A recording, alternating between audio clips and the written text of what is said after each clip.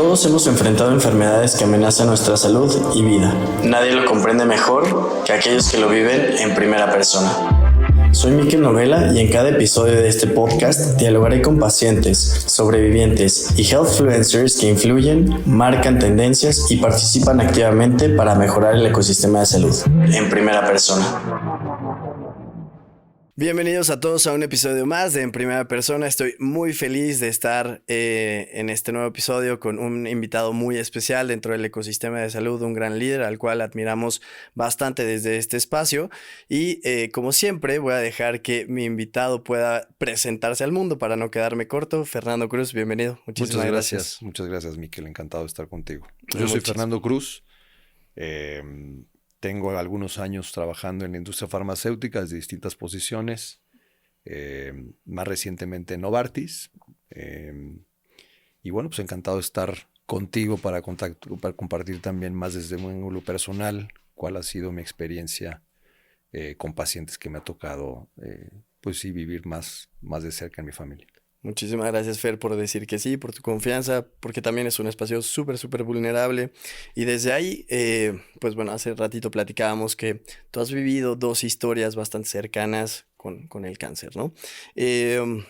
Si nos puedes compartir un poquito más cómo son esas historias. Con mucho gusto. Mira, el año pasado te platicaba yo que primero diagnosticaron con cáncer de mama a alguien que para mí es muy especial porque fue la mujer que desde muy temprano en mi vida estuvo a cargo del cuidado mío y de mis hermanos, ¿no? Y que hoy por hoy nosotros la consideramos como nuestra segunda mamá. Y ella fue diagnosticada con cáncer de mama en un estado semi-avanzado. Y lo que eso significó, pues primero es el impacto de la noticia y luego enfrentarte a lo que tú y yo hemos visto probablemente muchas veces trabajando desde la industria, que es ese ecosistema y cómo está configurado para darle atención a esa persona. Entonces es un caso y coincidentemente, por esas cosas de la vida, a mi mamá biológica le diagnostican también cáncer cervicuterino en verano del año pasado, en julio concretamente, ¿no? Y el escenario cuando se da ese primer diagnóstico será muy sombrío. Afortunadamente, y probablemente vamos a abundar más ahí, ambos casos se han ido resolviendo para bien. Hoy por hoy las dos están sanas, hoy por hoy las dos continúan como es en el cáncer, ¿no? En la batalla, pero con buenas perspectivas.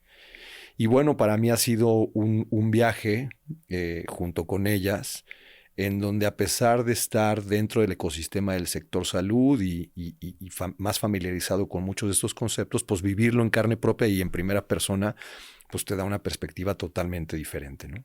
Me imagino que sí, Fer, y ya iremos también para allá a explorar un poquito de cómo ha sido este impacto para ti.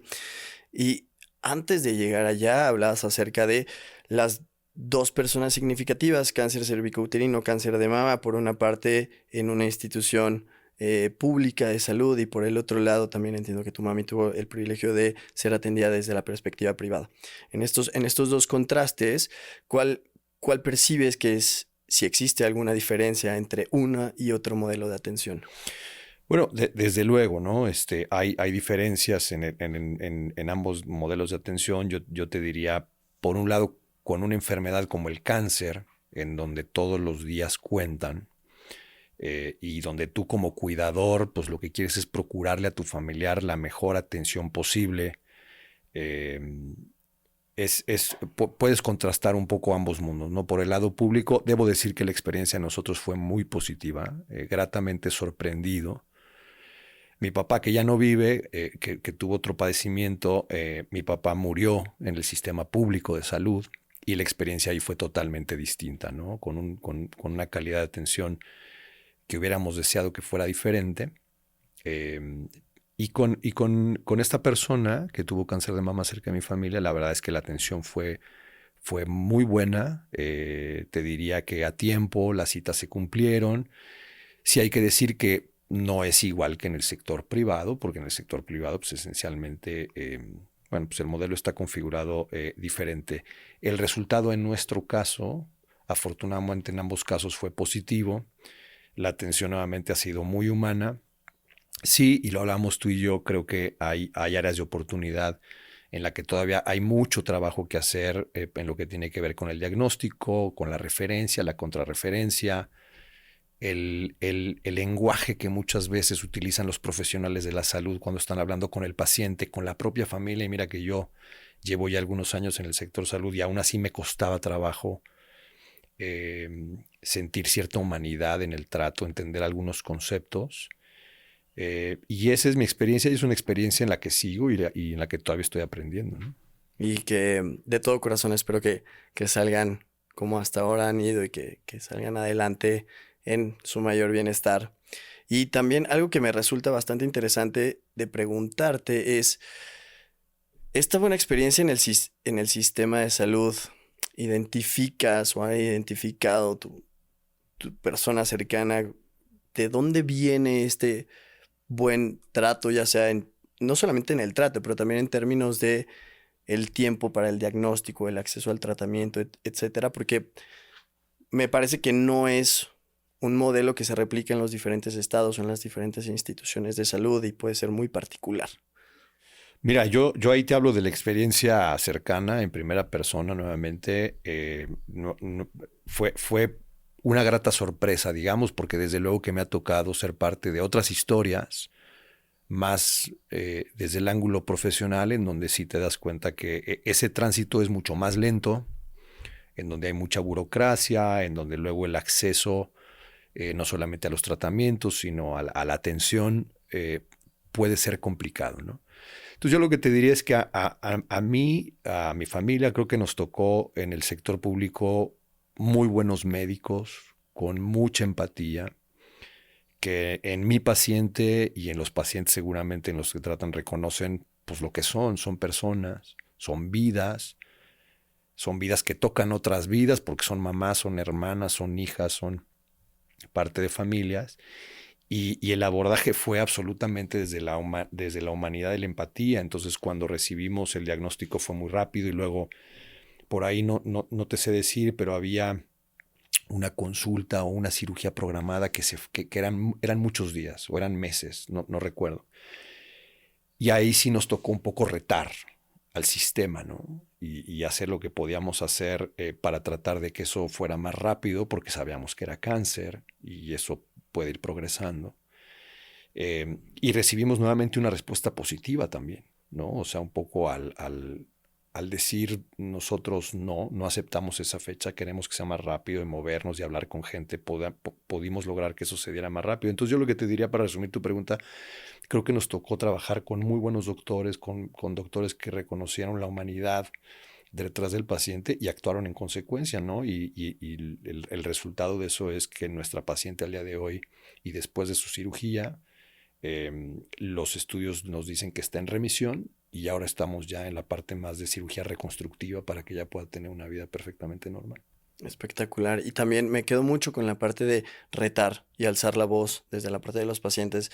Platicábamos en episodios anteriores también de conocer nuestros derechos y obligaciones en términos de salud y cuán importante ello es. Y en tu historia es muy palpable, ¿no? Como alzar la voz puede reducir el tiempo, que el tiempo también resulta en vida, ¿no? Yo creo que es fundamental, o sea, yo creo que lo hablábamos tú y yo, todos los que estamos en este ecosistema de salud, ¿no? O sea, desde luego los pacientes, las compañías, quienes están del lado de la atención, somos parte de, pues, de este universo en donde todos tenemos la responsabilidad de no conformarnos con el statu quo, que yo creo que todos podemos coincidir en que hay enormes áreas de oportunidad. Eh, y yo ahora tú lo hablabas, digamos, retar el sistema, retar el status quo, lo que lo viví en primera persona, le insisto, invito mucho más a los pacientes a hacerlo, ¿no? Y hacerlo desde luego desde el respeto, pero en ese ánimo de construir un mejor sistema que brinde esa atención y ese acceso efectivo para todos los pacientes. Es un trabajo, lo hablábamos ahora antes de grabar, que no tiene fin, ¿no? Yo creo que esa construcción de un ecosistema de salud eh, que brinde buenos niveles de atención es un trabajo permanente y nos corresponde a todos, ¿no? Desde luego, desde la voz del paciente creo que hay una responsabilidad permanente a seguir elevando la voz, a seguir elevando los niveles de sensibilización de todas las enfermedades. Yo te estoy hablando de cáncer, pero hay muchas otras como diabetes, enfermedades cardiovasculares, lo hablábamos, enfermedades raras, en donde hay mucho que hacer por el lado del paciente y seguir elevando la voz, ¿no? Sin duda alguna. Y esto me da muchísima carnita también para preguntarte, pero me la voy a guardar una por ahí que me gustaría escuchar el cómo. Pero también hace unos minutos y en un post que pusiste por ahí en una red profesional hablabas acerca de la importancia de la empatía, trato amable y ahorita hablaste acerca del uso del lenguaje asertivo. Tú eres un gran comunicador y has estado en este medio por muchísimo tiempo, pero ¿podrías profundizar acerca de estas tres habilidades que desde mi perspectiva son más soft skills que hard skills sobre la relevancia que tienen dentro de los profesionales de la salud? Sí, absolutamente. Nosotros hablamos muchas veces en el sector de la salud del manejo o de la gestión de la enfermedad, ¿no? En donde desde luego los tratamientos o el acceso a los tratamientos innovadores, tratamientos que te entregan resultados mejorados de salud es fundamental, ¿no?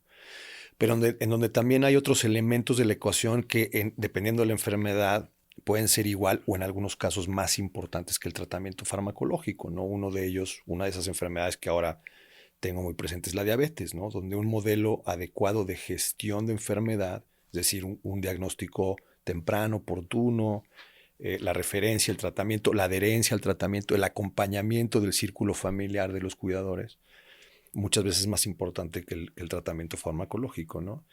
En el espacio de enfermedades más sensibles como el cáncer, enfermedades que pueden ser mortales, yo creo que estos niveles de humanización vistos desde la óptica del médico tratante, para mí son, ahora que lo vivo ya como familiar de un paciente, para mí son igual de importantes que la formación, la preparación médica, clínica, científica que tiene el médico, ¿no? Porque cuando tú estás de ese lado de la mesa y te dan el diagnóstico de un familiar con una enfermedad como como esta, ¿no? Como el cáncer, en un estadio avanzado, pasan por tu cabeza, pues imagínate, cualquier cantidad de cosas, ¿no? Y como paciente no me lo quiero imaginar, ¿no?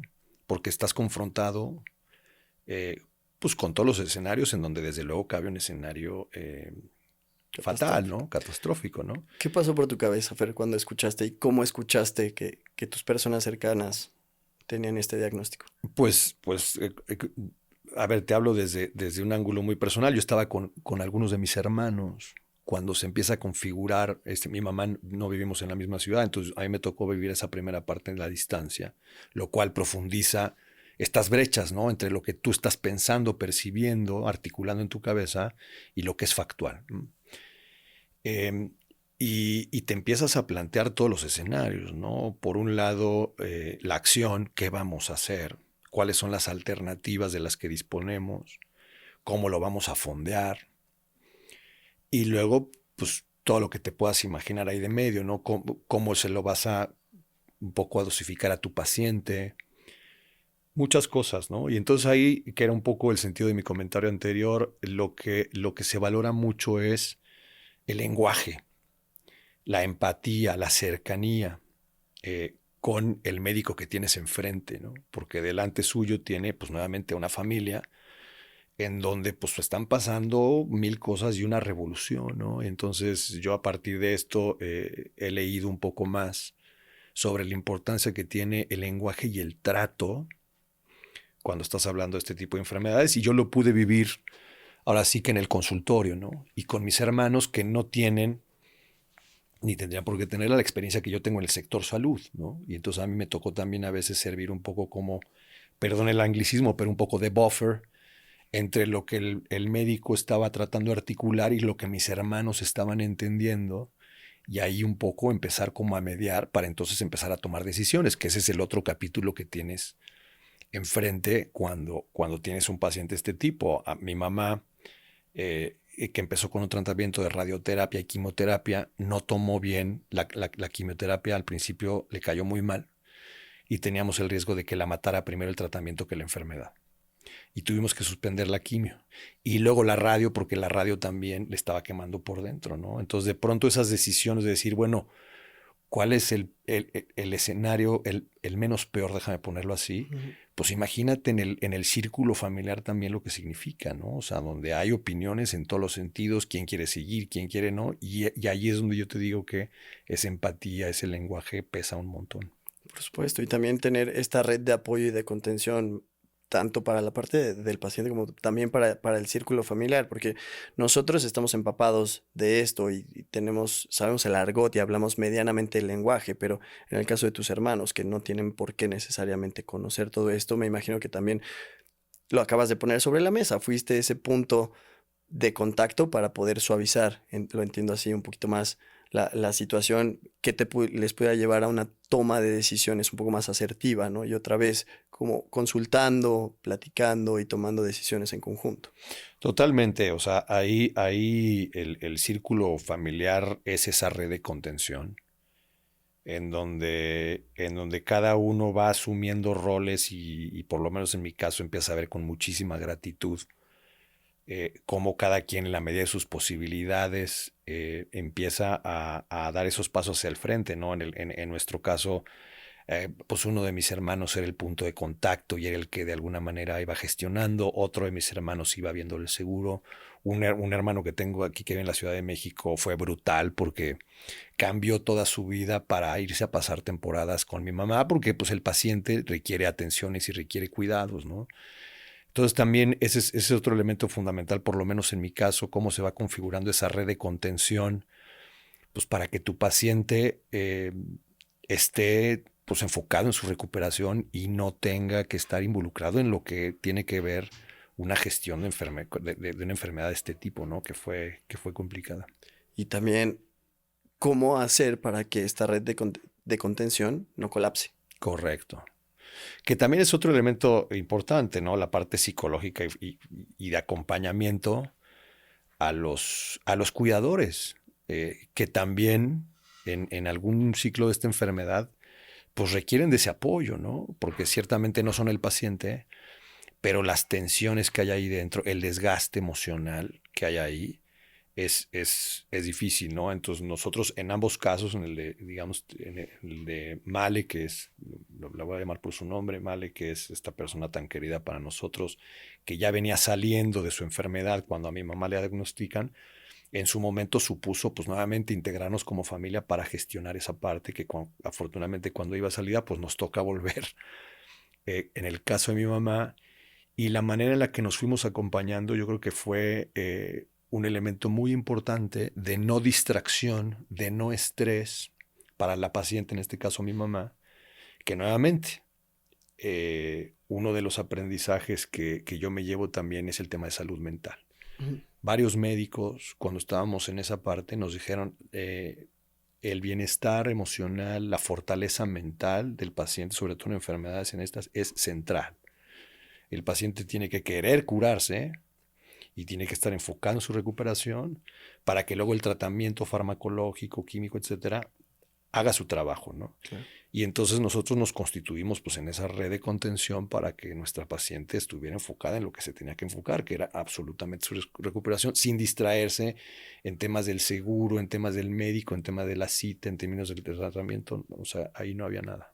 Tienes la oportunidad de contrastar este cuidado del aspecto de la salud mental desde el punto de vista del sistema público y del sistema privado. La pregunta es, en tu experiencia, ¿está cubierta esa necesidad de salud emocional tanto para el paciente como para el cuidador en ambos tipos de sistema de salud? Yo te diría, en mi experiencia, no. O sea, en mi experiencia creo que hay trabajo que hacer en ese sentido. Debe de haber, y no quiero hablar desde la ignorancia, debe de haber muchos mecanismos de acompañamiento. Es decir, no lo quiero descartarlos a priori porque no los conozco. A mí no me tocó experimentarlos de cerca. Entonces lo que te quiero decir con eso es que fue, digamos, muy intramuros, muy in-house lo que nosotros hicimos como familia de primer grado, de estar, digamos, los unos para los otros y de estarnos acompañando y tomarnos el pulso muy de cerca, Y luego cada uno pues con la red de contención que tiene, ¿no? Con nuestras propias familias, que también, y lo quiero decir, han sido un enorme apoyo, ¿no? O sea, nuestras esposas, nuestras parejas, nuestros círculos de amigos. Yo no sabes cómo he sentido también presente a ese núcleo de amigos cercanos que tengo, que siempre se hacen presentes para preguntarte cómo va tu mamá, qué necesitas. El solo hecho de que se hagan presente de esa manera, no necesitas más. El solo hecho de saber que tienes un círculo de gente que te está acompañando desde el punto de vista mental y emocional ayuda mucho. Con lo cual, creo que hay mucho trabajo que hacer en lo que tiene que ver con salud mental del paciente y de los cuidadores, tanto el sector público como el sector privado. Correcto, correcto, Fer. Me voy a mover un poquito, porque platicabas acerca de cómo esto ha impactado en el ambiente familiar. Tú eres una persona que ejerces un rol de liderazgo dentro del ecosistema de salud y me queda claro un poco por lo que me has compartido cómo esto ha influenciado en tu vida personal y lo que nos acabas de contar. Pero cómo es que esta experiencia ha transformado tu rol de liderazgo y ese cascadeo que hoy haces hacia tus equipos de trabajo o con quienes colaboras, interna y externamente. Yo lo que te diría es que vino a reforzar muchas, muchas creencias que yo tenía, muchas conductas que yo tenía, pero te mentiría si te dijera que no fue, digamos, un renacer, un como despertar, ¿no? Porque desde que yo estoy en la industria de salud, hace ya casi 9 años, eh, tengo en el centro de lo que yo hago a los pacientes, ¿no? Y platico con muchísimos y he logrado generar conexiones, digamos, desde el interés genuino por un abanico muy grande de enfermedades, por la causa de todos y cada uno de ellos, ¿no?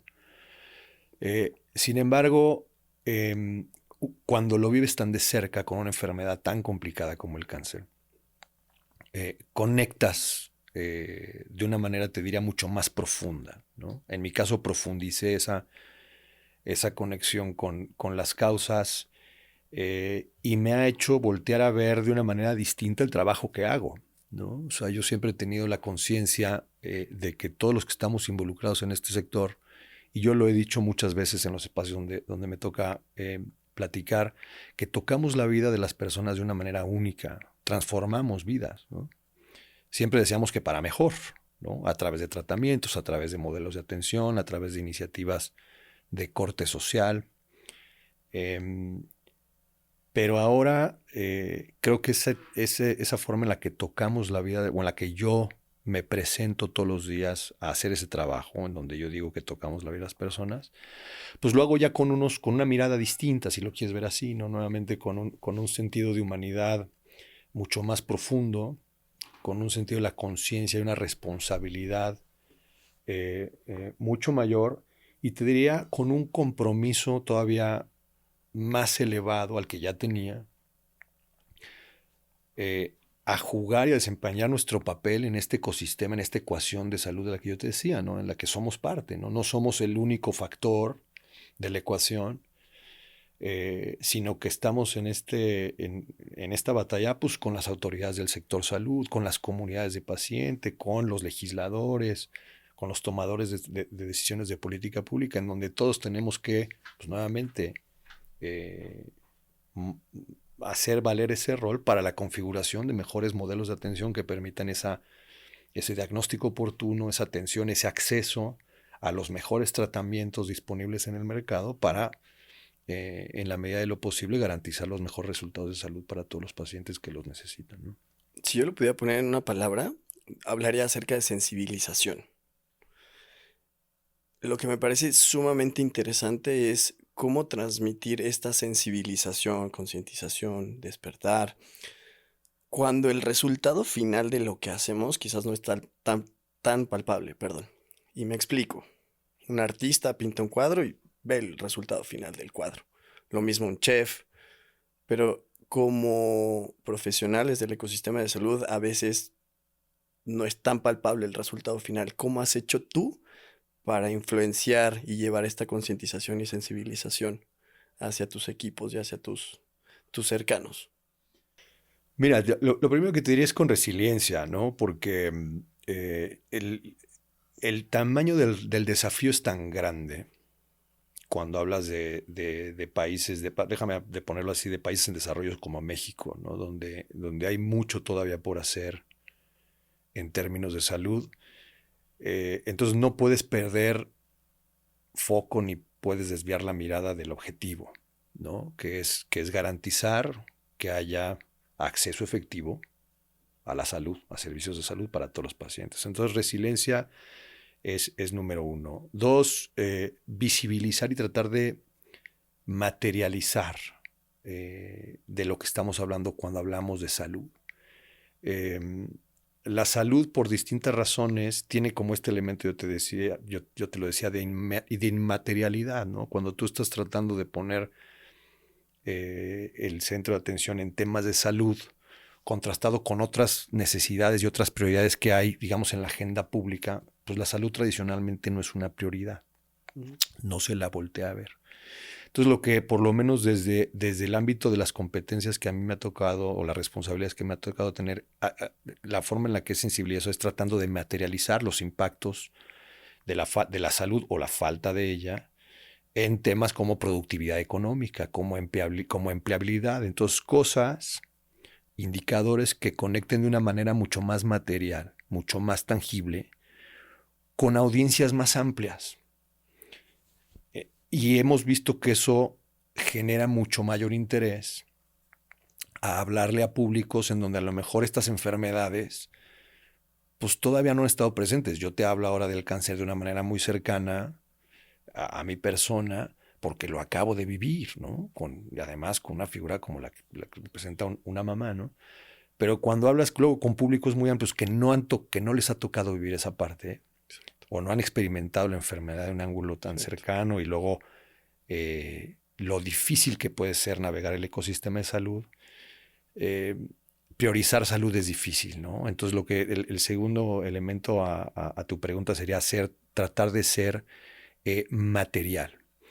Y un tercer elemento, porque nos podríamos extender, para mí tiene que ver también con la colaboración. Es decir, esta suma de esfuerzos con otros actores que están en ese ecosistema que nos permitan, pues sí, elevar la voz y llegar con un mensaje a los oídos de quien queremos llegar, ¿no? Entonces ese trabajo que hacemos con los grupos de pacientes a título personal o a nivel institucional, quienes estamos en eso, me parece es fundamental, a lo que nos referimos como a advocacy o abogacía, ¿no?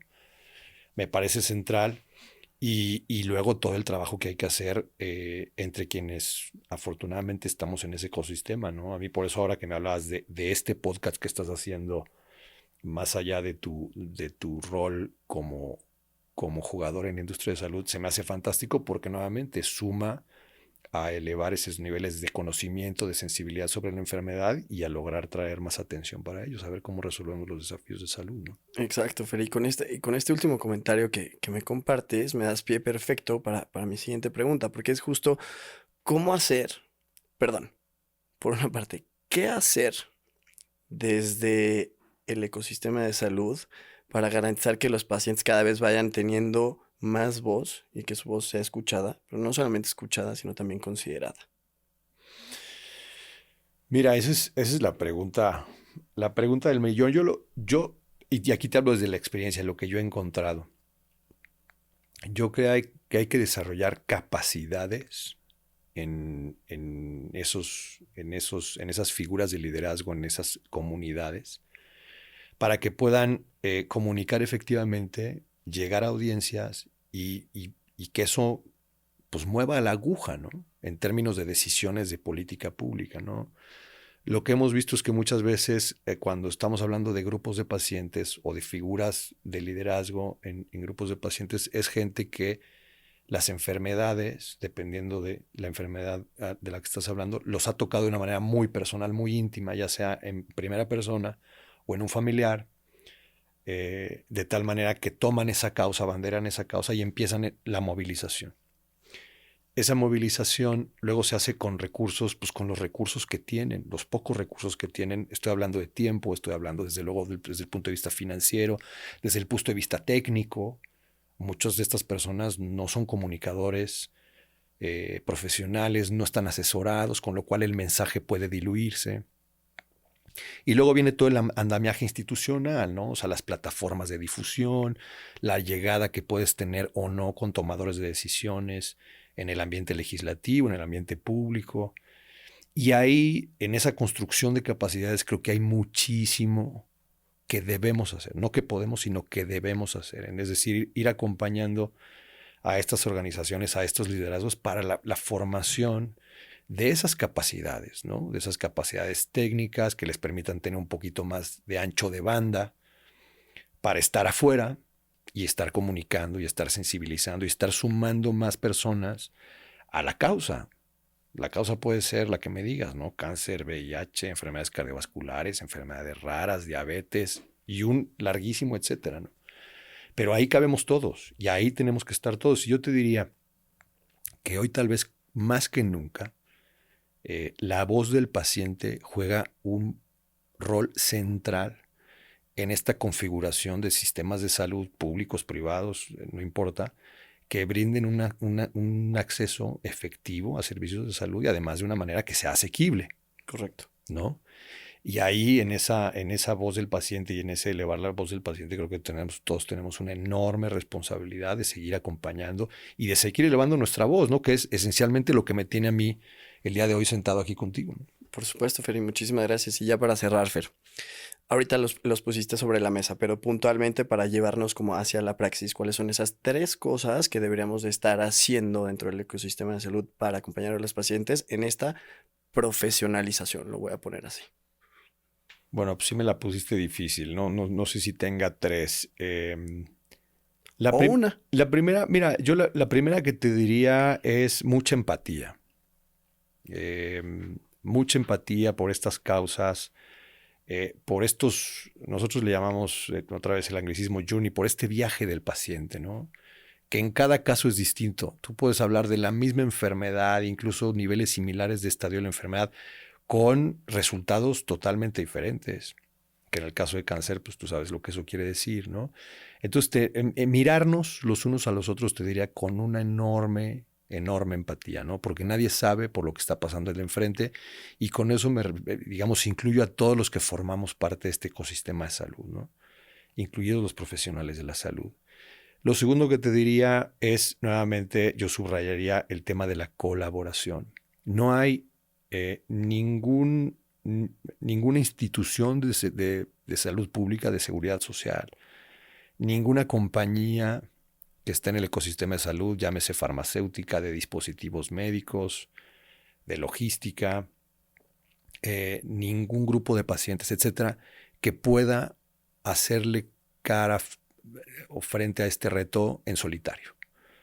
Esto es una tarea y yo creo que después del COVID todos podemos coincidir en que la salud, yo siempre digo que reclamó el lugar prioritario que siempre ha debido tener, ¿no?